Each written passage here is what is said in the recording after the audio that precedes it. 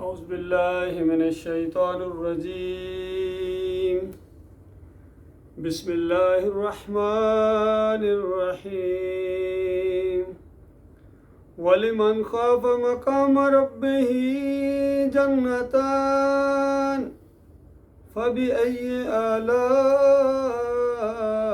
رَبِّكُمَا تُكَذِّبَانِ۔ یہ سورہ الرحمن کا ایک مضمون ہے۔ یہ بہت ہی زبردست سورہ ہے اور اس کے اندر جنوں اور انسانوں کو مخاطب کیا گیا ہے اور دونوں کو خوشخبریاں بھی سنائی گئی ہیں اور ڈراوے بھی دیے گئے ہیں۔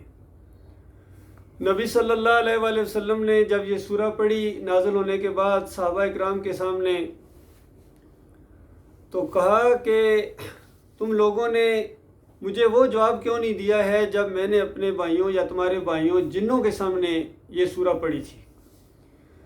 کیونکہ اس سورہ کے اندر ایک آیت بار بار دہرائی گئی ہے کہ اے جن و انس، تم اپنے رب کی کون کون سی نعمتوں کو جھٹلاؤ گے۔ بار بار کہا گیا ہے، بار بار کہا گیا۔ پھر وہ بات بیان ہوئی، نعمتوں کا ذکر ہوا، پھر کہا گیا کون کون سی، پھر نعمتوں کا ذکر ہوا، پھر پوچھا گیا کون کون سی۔ تو صحابہ اکرام نے پوچھا کہ ہمارے بھائی جنوں نے کیا جواب دیا تھا جب وہ یہ سن رہے تھے؟ تو کہا کہ جب بھی میں کہتا تھا کہ اے جن و انس، تم اپنے رب کی کون کون سی نعمتوں کو جھٹلاؤ گے، تو فوراً آگے سے جنات کہتے تھے اے ہمارے رب، ہم تیری کسی نعمت کو نہیں جھٹلاتے۔ تو یہ بہت ہی زبردست انداز ہے، خالق کا کلام ہے، اور ان آیتوں کے اندر جو بھی میں نے آپ کے سامنے پڑھی ہے وہ بتایا گیا وَلِمَنْ خَافَ مَقَامَ رَبِّهِ جَنَّتَانِ، اور ہر اس شخص کے لیے جو اپنے رب کے حضور پیش ہونے کا خوف رکھتا ہے، ڈر ہے، احساس ہے اس کو کہ میں نے ایک دن اپنے مالک اور خالق کے سامنے پیش ہونا ہے۔ میرا ایک رب ہے جس نے مجھے پیدا کیا ہے، جو مجھے کھلاتا ہے، پلاتا ہے، حفاظت کرتا ہے، میری کتنی پردہ پوشی کرتا ہے، گناہوں کو معاف کرتا ہے، عطا کرتا ہے، جتاتا نہیں، اور پلاتا ہے، پیتا نہیں ہے، کھلاتا ہے، کھاتا نہیں ہے، سلاتا ہے، سوتا نہیں ہے، مارتا ہے اور پھر زندہ کرے گا، لیکن وہ خود نہ اس کے لیے موت ہے اور نہ کوئی اس کو ہرا سکتا ہے۔ تو وہ مالک اور خالق خوشخبریاں سناتا ہے اپنے بندوں کو کہ دیکھو میں نے تم سے کیا مطالبہ کیا میرے بندوں، بس صرف اتنی بات ہے کہ میرا کھاؤ اور میرے گن گاؤ، بس اس کے بعد خوشیاں مناؤ کہ چند دنوں کے بعد یہ زندگی ہے، اگر تم اس کے اوپر قائم رہے تو مرنے کے بعد میں تمہیں وہ عطا کروں گا، وہ بادشاہی عطا کروں گا جو دنیا کے بڑے سے بڑے بادشاہوں نے اس کا تصور نہیں کیا ہوگا۔ اور کہیں مالک فرماتا ہے میرے بندو، اگر تم بڑے بڑے گناہوں سے بچو اور اس کے بعد چھوٹوں کو تو میں ویسے ہی معاف کر دیتا ہوں، اور جو معافی مانگے اس کا تو خیر کہنا ہی کیا، مالک کی رحمت جوش میں آتی ہے۔ اور کہیں فرمایا کہ مجھے کیا پڑی ہے میرے بندوں میں تمہیں سزا دوں، بتاؤ مجھے کیا پڑی ہے کہ میں نے تمہیں کیا سزا کے لیے پیدا کیا ہے؟ نہیں، میں تو تمہیں نوازنا چاہتا ہوں، میں تمہیں عطا کرنا چاہتا ہوں، اور بس اتنی بات ہے کہ میرے شکر گزار رہنا، صرف میرے ہو کے رہنا، بس یہی ایک تمہاری آزمائش ہے، بندگی کی آزمائش ہے کہ بندگی تم صرف اللہ کی کرو گے، چاہے تھوڑی ہو یا زیادہ، یہ تمہارا اپنا معاملہ ہے، یا اللہ جس کو جتنی توفیق دے، لیکن مطالبہ صرف یہ ہے کہ دیکھنا کسی اور کی بندگی نہ کرنا۔ اگر بال برابر بھی کسی اور کی بندگی کی تو اس کے بعد سمجھانے والے تمہیں سمجھائیں گے بھی، اس کے بعد بھی اگر تم سیدھے نہ ہوئے، یہ نہیں فوراً مالک نہیں پکڑ لیتا ہے، مالک بڑے حوصلے والا ہے، بڑے تحمل والا ہے، سمجھاتا ہے ہر طریقے سے، ہر اینگل سے سمجھاتا ہے۔ تو اس کے بعد اگر کوئی واپس آ جائے، گناہگار سے گناہگار تر انسان ہے، کسی لمحے اس کو احساس پیدا ہو جائے کہ میں اپنے مالک اور خالق کی نافرمانی کرتا رہا ہوں، اور خاص کر مالک کی دی نعمتوں کو میں دوسروں کی طرف منسوب کرتا رہا ہوں، میں کتنا غلطی پر تھا، مجھے کتنا بہکایا گیا تھا، لوگوں نے گمراہ کر دیا تھا، حالانکہ سب کچھ اللہ دیتا رہا ہے، اور میں یہ سمجھتا رہا کہ فلاں نے دیا ہے، یا فلاں کی وجہ سے اللہ تعالیٰ نے مجھے دیا ہے، فلاں منت مانی کسی اور کی، تو کسی اور کی زیادہ سنتا ہے اور میری ذرا کم سنتا ہے، میں تو یہ ذہن میں رکھے ہوئے تھا۔ اب پتہ چلا ہے کہ وہ میرا بھی رب ہے، وہ سب کا رب ہے، انبیاء کا رب ہے، اور اس کا حکم بھی ہے کہ میرے بندوں مجھے پکارو، میں تمہاری ساری فریادیں سننے والا ہوں، تمہارے دل کے وسوسے جاننے والا ہوں، ہر زبان کا خالق ہوں۔ مجھے پکارنے کے لیے تمہیں کسی پیشی ٹائم کی ضرورت نہیں ہے، کوئی قطار بنانے کی ضرورت نہیں ہے، کوئی خاص زبان سیکھنے کی ضرورت نہیں ہے۔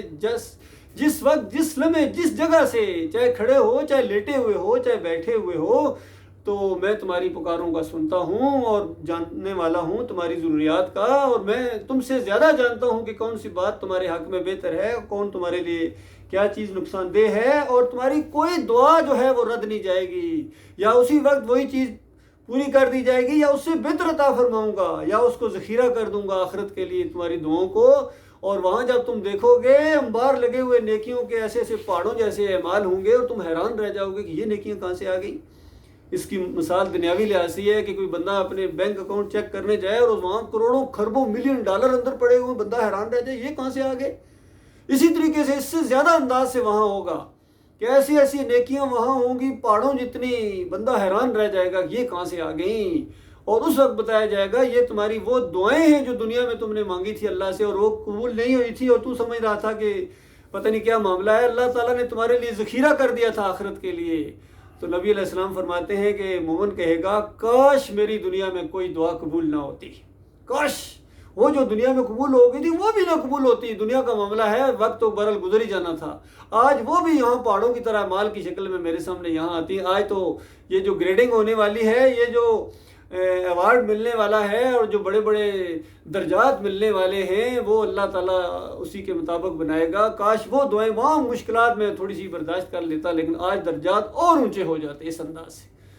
تو یہ مالک نے بیان کر دیا کیسے کیسے وعدے فرمائے ہیں، اور یہاں فرمایا جو میرے سامنے کھڑا ہونے سے ڈرا۔ بس یہ نہیں کہ اللہ سے ڈرنا، یہ کہ اللہ کی ناراضگی سے ڈرنا، اس محبت کی وجہ سے جو ایک بہت بڑا کریم آقا ہے، رحیم آقا ہے، یہ ڈر ہونا کہیں میرا مالک میرے سے ناراض نہ ہو جائے۔ باقی کسی کی مجھے کوئی پرواہ نہیں ہے، کوئی ناراض ہوتا ہے اور ہوئے، کوئی مخالفت کرتا ہے اور کرے، مجھے کسی کی پرواہ نہیں ہے، کسی کی روب اور دونس اور کوئی لالچ میرے اوپر ذرا برابر اثر انداز نہیں ہو سکتی۔ میں کسی سے ذہنی مرعوب نہیں ہوں، میں اگر مرعوب ہوں تو اپنے مالک اور خالق سے، مجھے فکر رہتی ہے تو اپنے رب سے کہ کہیں وہ میرے سے ناراض نہ ہو جائے، کیونکہ اگر وہ میرے سے ناراض ہو گیا اور پوری دنیا ایکا کر کے میری دوستی کا دم بھرے تو مجھے کوئی فائدہ نہیں پہنچا سکتے ہیں، اور اگر میرا مالک اور خالق میرے سے راضی ہے تو پوری دنیا اگر میری دشمن بن جائے اور پھر اس کی وجہ سے اگر بنے تو میرا مالک اور مجھے نوازے گا، وہ میرا رکھوالا ہے، وہ میرا نگہبان ہے، وہ میرا محافظ ہے، وہ مجھے راستہ دکھاتا ہے۔ تو اس انداز سے ہر چیز جب اللہ کی طرف منسوب کر دی جائے، ابراہیم علیہ السلام کے درجات ایسے نہیں بنے تھے، کس طرح انہوں نے اپنے ایمان عقیدے کا اظہار کیا کہ میرا رب وہ ہے جو مجھے کھلاتا ہے، جو مجھے پلاتا ہے۔ یعنی جب انسان کھا پی رہا ہو تو نعمتوں کو پوری طرح اللہ کی طرف منسوب کرے، یہ میرے مالک نے دی ہیں، اور وہی پلاتا ہے، طرح طرح کے مشروبات پلاتا ہے، کھانے کھلاتا ہے، اور جب میں بیمار ہوتا ہوں تو مجھے شفا دیتا ہے۔ آپ دیکھیے یہ انداز دیکھیے ایک ایمان کا، یہ نہیں کہا کہ جو مجھے بیمار کرتا ہے اور جو مجھے شفا دیتا ہے، کہا جب میں بیمار ہو جاتا ہوں۔ کتنی چیزیں ہیں انسان اپنی کمیوں کوتاہیوں کی وجہ سے کبھی زیادہ کھا لیتا ہے، کبھی کوئی ایسی چیز کھا لی جو جسم کے لیے اچھی نہیں ہے، تو یہ ساری چیزوں کے کتنی غلطیاں ہو جاتی ہیں، کوتاہیاں ہو جاتی ہیں۔ تو اس کے بعد میرا مالک ہے جو مجھے شفا دیتا ہے، اور وہ میرا مالک جو مجھے اس سے بڑی امیدیں ہیں، مجھے اس سے بڑی امیدیں ہیں کہ جو قیامت کا دن آئے گا، فیصلے کا دن آئے گا، میری کمیوں کوتاہیوں کو مالک درگزر فرمائے گا اور مجھے صالحین کے اندر شامل فرما دے گا۔ امید کا یہ عالم ہے۔ تو یہ جو ایک کیفیت ہوتی ہے بندے کی، اس سے مالک راضی ہوتا ہے، خوش ہوتا ہے۔ فرمایا جو میرے سامنے کھڑا ہونے سے ڈرا، اور بتائیے انداز دیکھیے مالک کا، فرمایا اس کے لیے 2 باغ ہیں، ایک یا 2، اور وہاں جنت کے باغ، جنت کے باغیچے جن کی وسعت کے بارے میں فرمایا گیا دوڑو آگے بڑھو ان کو حاصل کرنے کے لیے مومنوں، آپس میں تمہارا مقابلہ ہے۔ یہ مقابلہ ہے مومنوں کا آپس میں کہ اللہ کی رحمت اور شفقت کو سمیٹنے میں کون آگے بڑھتا ہے۔ اور اس کے بعد ایک ایک باغ کا یہ عالم ہے کہ جس کی چوڑائی اور لمبائی کا خود اندازہ کرو، اونچائی کا زمین اور آسمان جتنی وسعت ہے ان کی، حد نگاہ تک پھیلے ہوئے باغیچے اور باغ اور فروٹ ہر طرح طرح کے پکے ہوئے مناسب انداز سے، ذرا برابر کوئی کچا نہیں ہوگا یا ایسا کہ خراب ہو رہا ہے، نہیں، ایسی نہیں، تر و تازہ، اور درخت ہوں گے پھلوں کے، اور دل کے اندر خیال آئے تو اندازہ لگائیے ٹہنی اس درخت کی ٹہنی جو پھلوں کے ساتھ لدی ہوئی ہے آپ کے قریب ہو جائے گی، بڑھ کے اندازہ لگے گی کیسا ماحول ہوگا، کیسا انداز ہوگا۔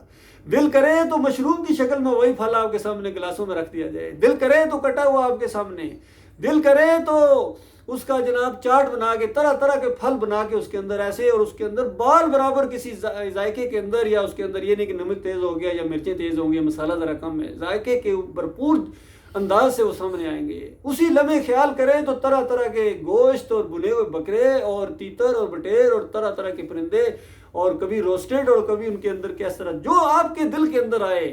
یہ دنیا میں تو بہت تھوڑے چیزیں اللہ تعالیٰ نے دکھائی ہیں۔ بڑے بڑے ہوٹلوں کی کھانوں کا ذرا ایک تصور کرو، بڑے بڑے باورچی ہوتے ہیں، کیسے کیسے کھانے پکاتے ہیں، بڑی بڑی کمپنیاں ہوتی ہیں، کیسی کیسی آئس کریم اور کیا کیا کچھ نہیں ہوتا ہے، ذائقے ہر طرف پھیلے ہوئے۔ لیکن جنت کا مقابلہ، اس کے مقابلے میں جنت اور دنیا کی مثال یہ بتائے، ہر چیز کو اسی چیز پر پرکھو۔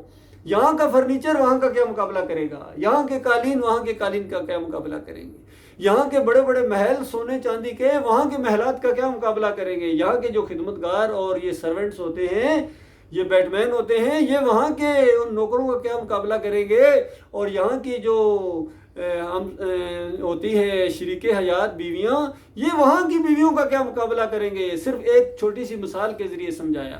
نبی علیہ السلام نے بتایا کہ دنیا اور آخرت کی مثال یہ ہے کہ یہ سمندر کے اندر اگر انگلی ڈبو یا سوئی کو تھوڑا سا ڈبو کے واپس نکال لو، تو جو آپ کی سوئی کے ساتھ وہ تری لگی ہے یا انگلی کے ساتھ، یہ پوری کی پوری دنیا کی عیاشیاں ہیں، یہ دنیا کی لگژری لائف ہے، اور جو پیچھے ٹھاٹھے مارتے ہوئے میلوں گہرے سمندر اندازہ لگائیے، یہ سارے کی ساری آخرت ہے۔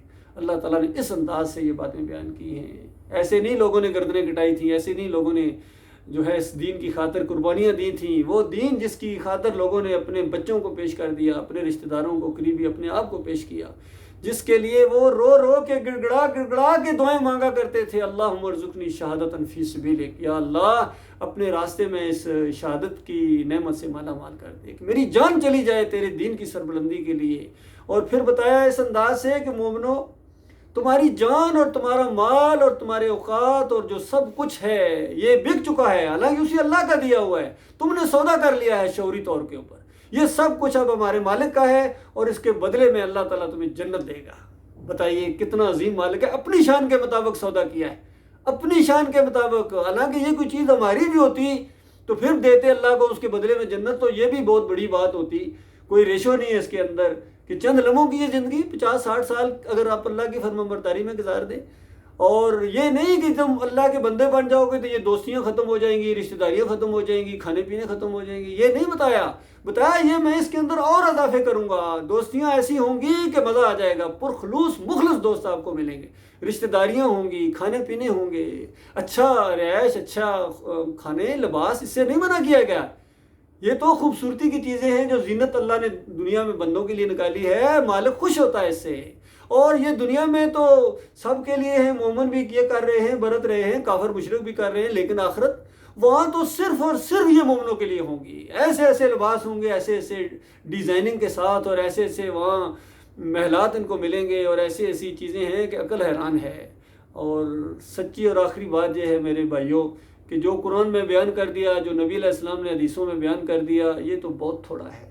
اصل تو وہ ہے جو اس کے علاوہ مالک نے تیار کر کے رکھا ہوا ہے۔ مالک فرماتا ہے فَلَا تَعْلَمُ نَفْسٌ مَا أُخْفِيَ لَهُم مِّن قُرَّةِ أَعْيُنٍ جَزَاءً بِمَا كَانُوا يَعْمَلُونَ۔ میں نے وہ چیزیں تیار کر کے رکھی ہوئی ہیں اپنے بندوں کی آنکھوں کی ٹھنڈک کے لیے کہ جیسے ان کو یہ نہیں دیکھیں گے ایسی آنکھیں دیکھیں گی، اور دل کے اندر اس کا اثر ہوگا، ایسی خوشیاں ان کے اندر ہوں گی، خوشیوں پر نکھار آتے چلے جائیں گے ہمیشہ ہمیشہ۔ جوانی ہوگی، جوانی کے اوپر جوش اور نکھار آتا چلا جائے گا، ہر آن ہر لمحہ عیش کے اندر اضافہ ہوتا چلا جائے گا، ایک لمحے کے لیے کوئی پریشانی نہیں ہوگی، کوئی مسئلہ نہیں ہوگا، کوئی مہنگائی کے ڈر نہیں ہوں گے، کوئی جناب یہ ٹیکس آ رہا ہے اور یہ ہو رہا ہے، کبھی بجلی چلی گئی اور کبھی یہ ہوگی، نہیں، بالکل ان چیزوں کو بالکل پاک کر دیا جائے گا۔ ایسا ماحول ہے وہاں اللہ کے بندو۔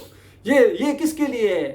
یہ خوشخبریاں سناؤ، فرمایا یہ کچھ تیار کر کے رکھا ہو میرے بندو، بس اتنی بات ہے کہ تم مجھے مان لو، مجھے اپنا اکیلا مالک مان لو۔ بتاؤ کیا مانگا ہے اللہ تعالیٰ نے؟ میرے ساتھ کسی کو شریک نہ ٹھہرانا۔ حدیث میں آتا ہے کہ جب جہنمیوں کو آگ کے اندر جب تلپٹ کیا جا رہا ہوگا، خوفناک قسم کے عذاب سے چیخو پکار لگی ہوگی، اور اس وقت ان کو کہا جائے گا کہ اس عذاب سے بچنے کے لیے اگر پوری زمین کی دولت اور سونا اگر تمہارے پاس ابھی دے دیا جائے تو اس عذاب سے بچنے کے لیے تم دے دو گے؟ کیونکہ اسی دنیا کی خاطر تم نے ایمان کی طرف نہیں آئے ہو نا، دنیا کے متوالو۔ بتاؤ اگر دے دی جائے ابھی تمہیں وہ دولت اتنی دے دی جائے تو اس عذاب سے بچنے کے لیے تیار ہو؟ تو جہنمی کہے گا میں بالکل تیار ہوں، بالکل ساری سب کچھ دے دوں گا اس جہنم کی آگ سے۔ خوفناک آگ لگی ہوئی، کلیجہ پھٹے جا رہا ہے، ایسی خوفناک آگ ہے۔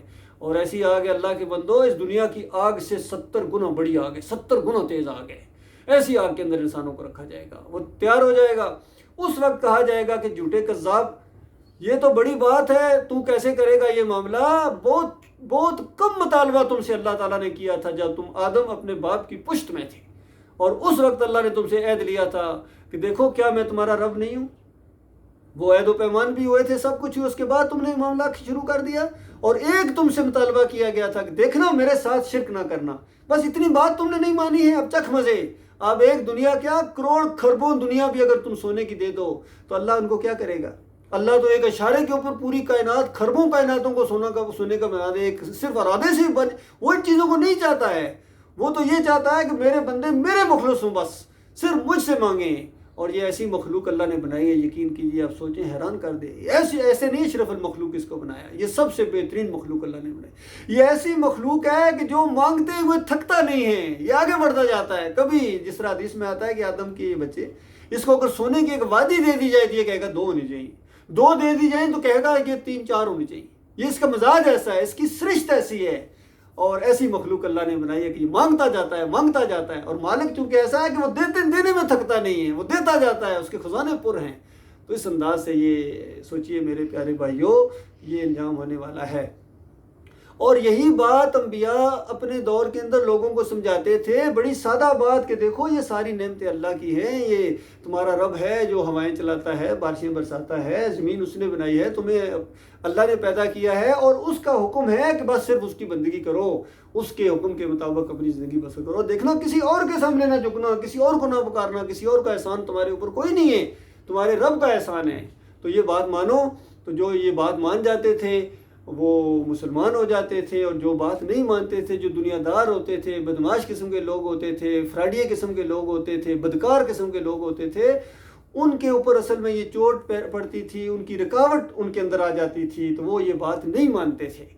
اکثریت نے نہیں مانا ہے، اور بلکہ دشمن بن گئے ہیں کہ ان کی وجہ سے ہم جو ہے پوری پبلک کے اندر ہمیں جو ہے یہ بدنام کیا جا رہا ہے، اور ہمیں کہا جا رہا ہے کہ تم سیدھے ہو جاؤ، اور اگر بات نہیں مانو گے تو تمہارے لیے جہنم۔ ان کے لیے ڈراوا تھا کہ ایک خوفناک انجام بھی ہے، تمہیں جہنم کی آگ کے اندر، خون اور پیپ کی وادیوں کے اندر رکھا جائے گا، کہ سیٹا جائے گا۔ حضرت صاحب، چودھری صاحب، اور بڑے سردار بنے پھرتے ہو، بڑے بادشاہ سلامت ہو، چند دنوں کا معاملہ ہے، اگر بات یہ نہ مانی، سادہ سی بات ہے، نہیں مانی، اور خود جو خدائی کی کرسی کے اوپر بیٹھے ہوئے اگر اس سے نیچے نہ اترے تو اس کے بعد تمہیں ہمیشہ کی آگ کے اندر ہے۔ یہ بات وہ برداشت نہیں کر سکتے تھے، اتنی ہماری توہین ہو رہی ہے، پوری دنیا کے سلام اٹھتے ہیں، اور یہ ہمیں کہہ رہے ہیں کہ تمہیں جہنم کی آگ کے اندر گھسیٹا جائے گا، لہٰذا مارو ان کو، نکالو ان کو اپنے اندر سے۔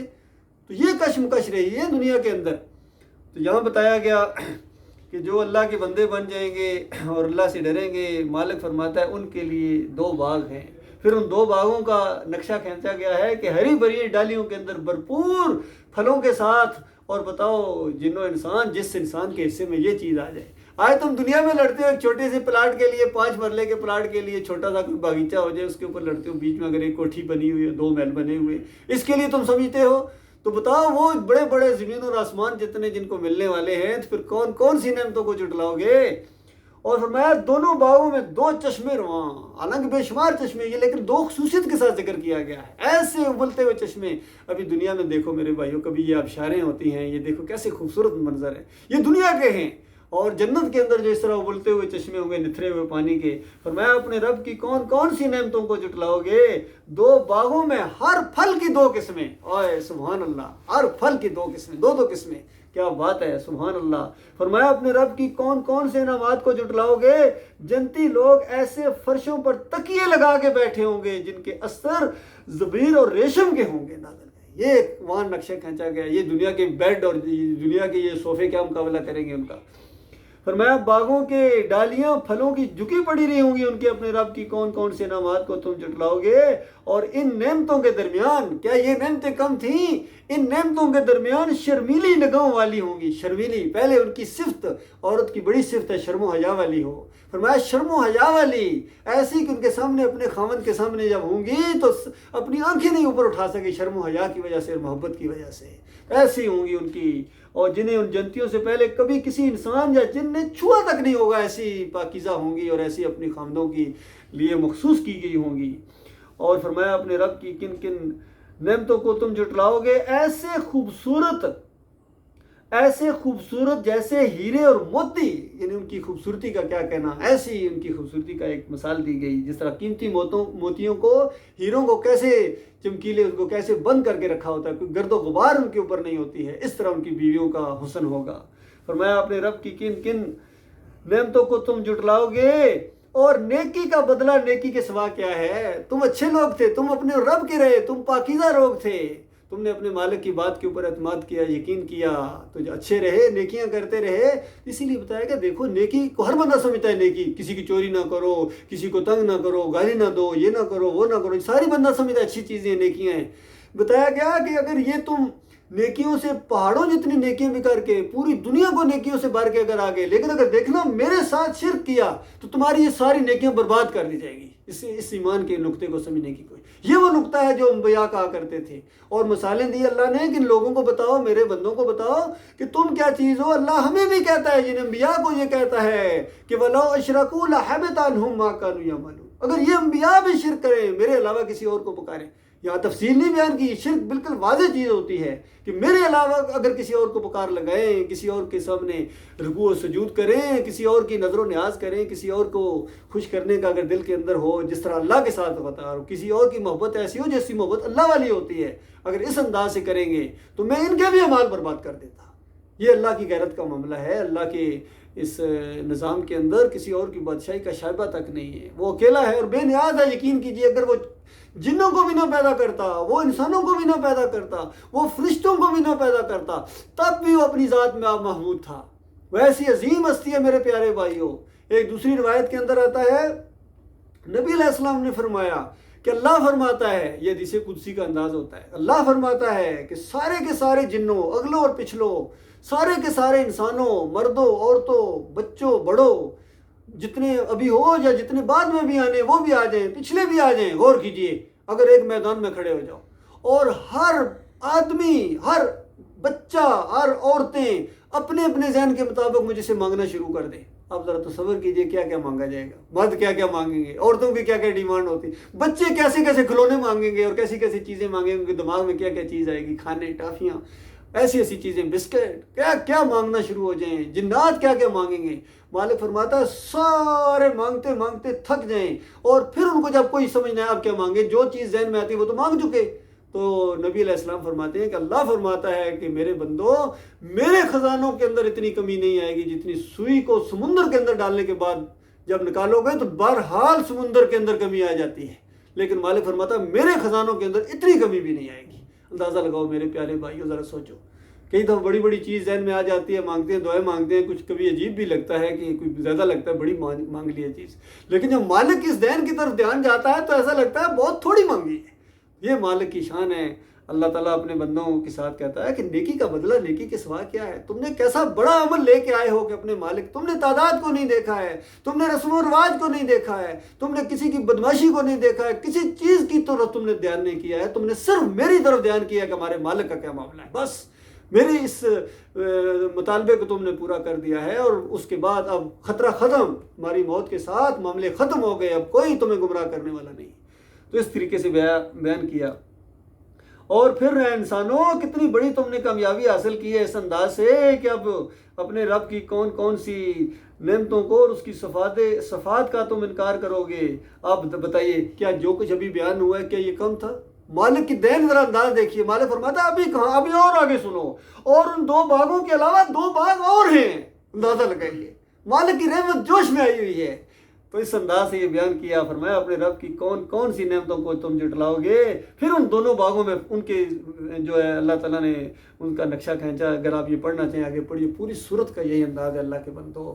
تو یہ غور کرو، آج سب سے بڑا مسئلہ مسلمانوں کے اندر یہی ہے، ان کے عقیدے کے اندر شرک ہے.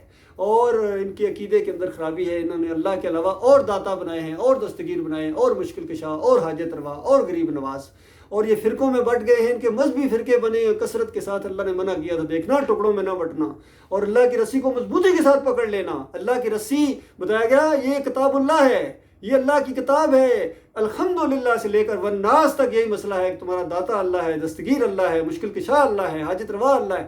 وہ جس کو چاہتا ہے بیٹے دیتا ہے، وہ جس کو چاہتا ہے بیٹیاں دیتا ہے. اور آج ہمارا کیا عقیدہ بنا دیا گیا؟ ماں نو دینا ہے بچڑے پیرا، بھیڑا نو دینا ہے ویر بلا.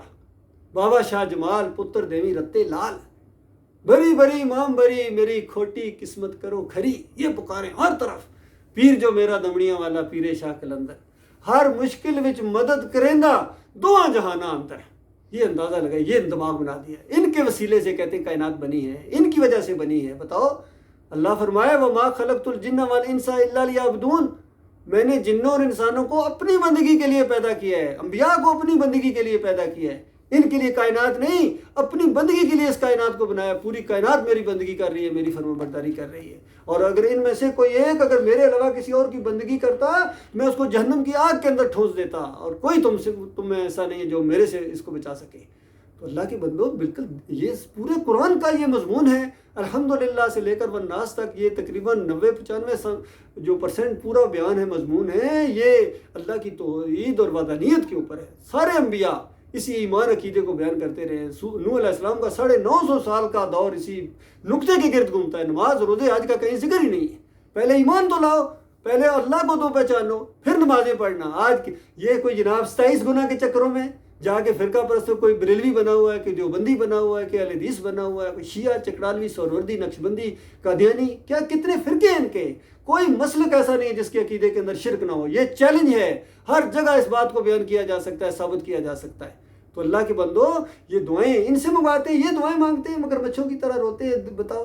اور دعا یہ کل پرسوں میں نے سنی ہے، اس طرح عاجزی کے ساتھ یہ دعا مانگ رہا ہے یہ طارق جمیل، اور کہتا ہے یا اللہ بس اس کے صدقے میں دعا یہ قبول کر جس کی وجہ سے تو نے پوری کائنات بنائی ہے اپنے حبیب کے صدقے میں.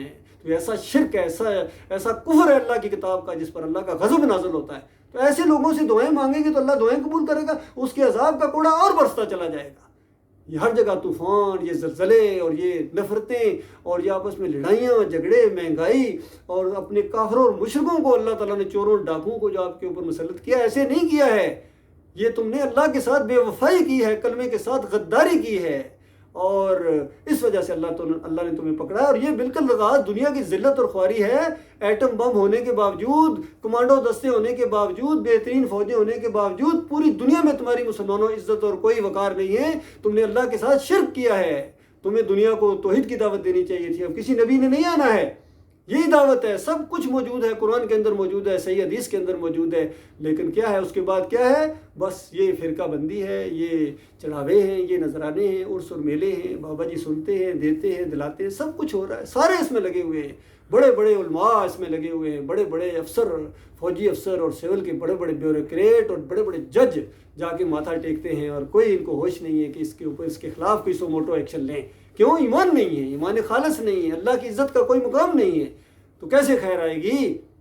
تو اللہ کے بندو، یہ توحید کی دعوت جب تک نہیں اٹھے گی اس انداز سے جس طرح نبی صلی اللہ علیہ وآلہ وسلم نے مکہ سے اٹھائی اور صحابہ اکرام نے قبول کیا، اس کی خاطر مارے پڑی، دیس نکالا دیا گیا، اور سب کچھ کچھ نہیں بیت گیا ہے. اس کے بعد جا کے مدینہ ریاست بنے گی. یہ ڈائریکٹ پہنچتے ہیں جا کے مدینہ ریاست کے اوپر، اور وہ جو اس سے پہلے اس کے پلر ہیں اس کی طرف ان کو کوئی دھیان ہی نہیں ہے، توجہ ہی نہیں ہے. اللہ تعالیٰ غور و فکر کرنے کی توفیق عطا فرمائے. اس درس کے حوالے سے اگر کوئی سوال ہو یا وضاحت ہو تو انشاءاللہ اس کی جواب دینے کی کوشش کروں گا.